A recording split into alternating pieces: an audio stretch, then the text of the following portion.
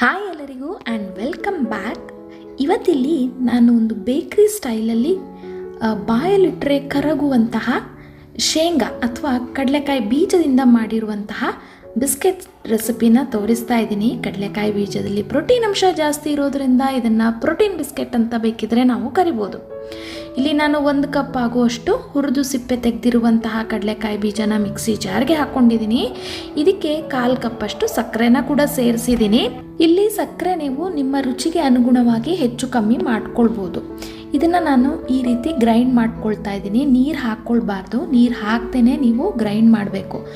ಆವಾಗ ನೀವು ಸ್ಪೂನಲ್ಲಿ ಈ ರೀತಿ ಎಲ್ಲ ಮಿಕ್ಸ್ ಕೊಟ್ಟು ನೀವು ಗ್ರೈಂಡ್ ಮಾಡ್ಕೊಳ್ತಾ ಇದ್ದರೆ ಈ ಕಡಲೆಕಾಯಿಯಲ್ಲಿ ಇರುವಂತಹ ಜಿಡ್ಡಿನಂಶ ಬಿಟ್ಟು ಇದು ಒಳ್ಳೆ ಫೈನ್ ಪೇಸ್ಟ್ ಆಗುತ್ತೆ. ಅಂದರೆ ನಾವಿಲ್ಲಿ ಪೀನಟ್ ಬಟರ್ನ ಹೇಗೆ ಮಾಡ್ತೀವಲ್ಲ ಆ ರೀತಿ ನಾವು ಇಲ್ಲಿ ಮಾಡ್ಕೊಳ್ಬೇಕಾಗತ್ತೆ. ಒಂಥರ ಸ್ಮೂತ್ ಪೇಸ್ಟ್ ಬರುತ್ತೆ ನೋಡಿ, ಎಣ್ಣೆ ಎಲ್ಲ ಬಿಟ್ಟು ಸ್ಮೂತ್ ಪೇಸ್ಟ್ ಬಂದು ರೆಡಿಯಾಗಿದೆ. ಇದೀಗ ಸಾಕು, ಇಷ್ಟಾಗಿದ್ದರೆ ಸಾಕು. ಇನ್ನೂ ಗ್ರೈಂಡ್ ಮಾಡಿದ್ರೆ ಅದು ಇನ್ನೂ ನಿಮಗೆ ಸಾಫ್ಟ್ ಸ್ಮೂತ್ ಪೇಸ್ಟ್ ಆಗುತ್ತೆ. ಬಟ್ ನಮಗೆ ಈ ಬಿಸ್ಕೆಟ್ಗೆ ಈ ರೀತಿ ಇದ್ದರೆ ಸಾಕು. ಇದನ್ನು ನಾನು ಒಂದು ಮಿಕ್ಸಿಂಗ್ ಬೌಲ್ಗೆ ಹಾಕ್ಕೊಳ್ತಾ ಇದ್ದೀನಿ. ಇನ್ನು ಇದಕ್ಕೆ 1/4 ಕಪ್ಪಷ್ಟು ಹಾಲಿನ ಪುಡಿ ಹಾಕ್ಕೊಂಡಿದ್ದೀನಿ. ಜೊತೆಗೆ 1/4 ಕಪ್ಪಷ್ಟು ಗೋಧಿ ಹಿಟ್ಟನ್ನು ಕೂಡ ಬಳಸಿದ್ದೀನಿ. ಜೊತೆಗೆ ಚಿಟಿಕೆ ಉಪ್ಪು ಹಾಗೂ 1/4 ಚಮಚದಷ್ಟು ಬೇಕಿಂಗ್ ಸೋಡಾ. ಇನ್ನು ಫ್ಲೇವರ್ಗೆ ನಾನು ವೆನಿಲಾ ಎಸೆನ್ಸ್ನ ಹಾಕ್ಕೊಂಡಿದ್ದೀನಿ. ನೀವು ಬದಲಿಗೆ ಏಲಕ್ಕಿ ಪುಡಿನ ಬೇಕಿದ್ರೂ ಬಳಸ್ಬೋದು. ಇಷ್ಟನ್ನು ನೀವು ಚೆನ್ನಾಗಿ ಮಿಕ್ಸ್ ಮಾಡಿಕೊಳ್ಬೇಕು. ಇನ್ನು ಯಾರೆಲ್ಲ ನನ್ನ ಚಾನಲ್ನ ಸಬ್ಸ್ಕ್ರೈಬ್ ಮಾಡದೆ ನೋಡ್ತಿದ್ರೆ ಸಬ್ಸ್ಕ್ರೈಬ್ ಮಾಡಿ. ನಾನು ಹಾಕೋ ವೀಡಿಯೋಸ್ ಎಲ್ಲ ನಿಮಗೆ ಇಷ್ಟ ಆಗ್ತಿದ್ರೆ ಲೈಕ್ ಮಾಡಿ ಹಾಗೂ ಫ್ಯಾಮಿಲಿ ಆ್ಯಂಡ್ ಫ್ರೆಂಡ್ಸ್ಗೆ ಶೇರ್ ಮಾಡಿ. ಈಗ ನೋಡಿ, ಈ ಮಿಕ್ಸ್ಚರ್ ಸ್ವಲ್ಪ ಡ್ರೈ ಅಂತ ಅನ್ನಿಸ್ತಾ ಇದೆ. ಅದಕ್ಕೋಸ್ಕರ ನಾನು ಒಂದು 2 ಟೇಬಲ್ ಸ್ಪೂನಷ್ಟು ತುಪ್ಪನ ಸೇರಿಸ್ಕೊಳ್ತಾ ಇದ್ದೀನಿ. ಬದಲಿಗೆ ನೀವು ಎಣ್ಣೆನ ಕೂಡ ನೀವು ಸೇರಿಸ್ಕೊಳ್ಬೋದು. ತುಪ್ಪ ಅಥವಾ ಎಣ್ಣೆ ಅಥವಾ ನೀವು ಹಾಲನ್ನ ಕೂಡ ನೀವಿಲ್ಲಿ ಬಳಸ್ಬೋದು. ಇದನ್ನು ಚೆನ್ನಾಗಿ ಮಿಕ್ಸ್ ಮಾಡ್ಕೊಳ್ಬೇಕಾಗತ್ತೆ. ಈ ರೀತಿ ಹಿಟ್ಟೆಲ್ಲ ಒಂದೇ ಹದಕ್ಕೆ ಬಂದಿರಬೇಕು. ಆ್ಯಂಡ್ ನಿಮಗೆ ಇನ್ನೊಂದು ನೀವು ಅಬ್ಸರ್ವ್ ಮಾಡ್ಬೋದು ನೋಡಿ, ಈ ಥರ ಹೀಗೆ ಮುರಿದ್ರೆ ಇದು ಆರಾಮಾಗಿ ಕಟ್ ಆಗಬೇಕು. ಅಂದರೆ ನಿಮಗೆ ಈ ಹಿಟ್ಟು ಚಪಾತಿ ಹಿಟ್ಟೆಲ್ಲ ಹೀಗೆ ನಾರ್ ಥರ ಬರುತ್ತಲ್ಲ ಆ ರೀತಿ ಆಗಬಾರ್ದು. ಜಸ್ಟ್ ನಿಮಗೆ ಹಿಂಗೆ ಕಟ್ ಮಾಡಿದ್ರೆ ಕಟ್ ಆಗೋ ಥರ ಇರಬೇಕು.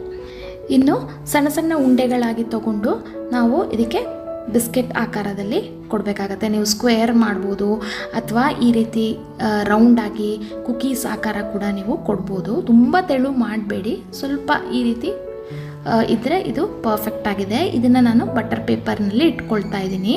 ಅಥವಾ ನೀವು ಒಂದು ಪ್ಲೇಟ್ಗೆ ಎಣ್ಣೆ ಸವರಿ ಅದಕ್ಕೆ ಒಂದು ಸ್ವಲ್ಪ ಗೋಧಿ ಹಿಟ್ಟು ಅಥವಾ ಮೈದಾ ಹಿಟ್ಟು ಹಾಕಿ ಕೂಡ ನೀವು ಇದನ್ನು ಬೇಕ್ ಮಾಡ್ಕೊಳ್ಬೋದು. ನೋಡಿ, ಈ ರೀತಿ ನಾನು ಜೋಡಿಸ್ಕೊಂಡಿದ್ದೀನಿ. ಸ್ವಲ್ಪ ದೂರ ಇರಲಿ. ಲಾಸ್ಟಲ್ಲಿ ನಾನು ಮೇಲ್ಗಡೆ ಹುರಿದು ಕುಟ್ಟಿ ಪುಡಿ ಮಾಡಿರುವಂತಹ ಕಡಲೆಕಾಯಿ ಬೀಜನ ಹಾಕ್ಕೊಂಡಿದ್ದೀನಿ. ಇದು ಆಪ್ಷನಲ್, ನೀವು ಗೋಡಂಬಿನೋ ಅಥವಾ ಬಾದಾಮಿನೋ ಹಾಕ್ಕೊಳ್ಬೋದು. ಇಲ್ಲಿ ಒಂದು ಕಡಾಯಿನ ನಾನು ಒಂದು 5 ನಿಮಿಷ ಮೊದಲೇ ಬಿಸಿ ಮಾಡೋಕ್ಕಿಟ್ಟಿದ್ದೆ. ಅದರಲ್ಲಿ ಈ ಪ್ಲೇಟ್ನ ಇಟ್ಟು ಒಂದು 15 ನಿಮಿಷ ಮೀಡಿಯಮ್ ಉರಿನಲ್ಲಿ ನಾನು ಇದನ್ನು ಬೇಕ್ ಮಾಡ್ಕೊಳ್ತಾ ಇದ್ದೀನಿ. ನೀವು ಮಿಡ್ಲಲ್ಲಿ ಒಂದು 10 ನಿಮಿಷ ಆದಾಗ ಒಂದು ಸತಿ ತೆಗೆದು ನೋಡಿ. ಕೆಲವು ಸತಿ ಇಲ್ಲಿ ಕೆಳಗಡೆ ಸೀದೋಗೋ ಚಾನ್ಸಸ್ ಇರುತ್ತೆ. ಒಂದು 10 ಮಿನಿಟ್ಸ್ ಆದಮೇಲೆ ತೆಗೆದು ನೋಡಿ. ಈಗ ನೋಡಿ, ಇದು 15 ಮಿನಿಟ್ಸ್ ಪರ್ಫೆಕ್ಟಾಗಿ ಬೇಕಾಗಿದೆ. ಕುಕೀಸ್ ಕೂಡ ರೆಡಿಯಾಗಿದೆ. ನಾನು ತೋರಿಸಿರೋ ಮೆಷರ್ಮೆಂಟಲ್ಲಿ ನೀವು ಮಾಡಿದ್ರೆ ಒಂದು 15 ಬಿಸ್ಕೆಟ್ಸ್ ಆಗುತ್ತೆ. ಈ ಸೈಜಲ್ಲಿ ನೀವು ಮಾಡಿದರೆ ಒಂದು 15 ಬಿಸ್ಕೆಟ್ಸ್ ಆಗುತ್ತೆ. ಆಲ್ರೆಡಿ ನಾವು 2 ಬಿಸ್ಕೆಟ್ನ ಮಾಡಿದ ತಕ್ಷಣವೇ ತಿಂದ್ಬಿಟ್ವಿ. ತುಂಬಾ ಚೆನ್ನಾಗಿರುತ್ತೆ. ಬಾಯಲ್ಲಿಟ್ಟರೆ ಒಳ್ಳೆ ಕರ್ಗೋಗ್ಬಿಡುತ್ತೆ. ಅದು ಅಲ್ಲದೆ ನಾವು ಕಡಲೆಕಾಯಿ ಬೀಜದಿಂದ ಮಾಡಿರೋದ್ರಿಂದ ಇದರಲ್ಲಿ ಪ್ರೋಟೀನ್ ಅಂಶ ಜಾಸ್ತಿ ಇದೆ. ಮಕ್ಕಳಿಗೆ ನೀವು ಆರಾಮ್ಸೆ ಕೊಡ್ಬೋದು. ತುಂಬಾ ಟೇಸ್ಟಿಯಾಗಿರುತ್ತೆ, ಜೊತೆಗೆ ಹೆಲ್ತಿ ಕೂಡ. ನೀವು ಕೂಡ ಟ್ರೈ ಮಾಡಿ ಹಾಗೂ ನನಗೆ ಕಮೆಂಟ್ ಸೆಕ್ಷನಲ್ಲಿ ತಿಳಿಸಿ ಹೇಗಿತ್ತು ಅಂತ. ಮುಂದಿನ ಇಂಟ್ರೆಸ್ಟಿಂಗ್ ರೆಸಿಪಿ ಅಥವಾ ಕಂಟೆಂಟ್ ಜೊತೆ ನಾನು ನಿಮಗೆ ನೆಕ್ಸ್ಟ್ ವೀಡಿಯೋದಲ್ಲಿ ಸಿಗ್ತೀನಿ. Stay tune, stay connected. Thank you for watching.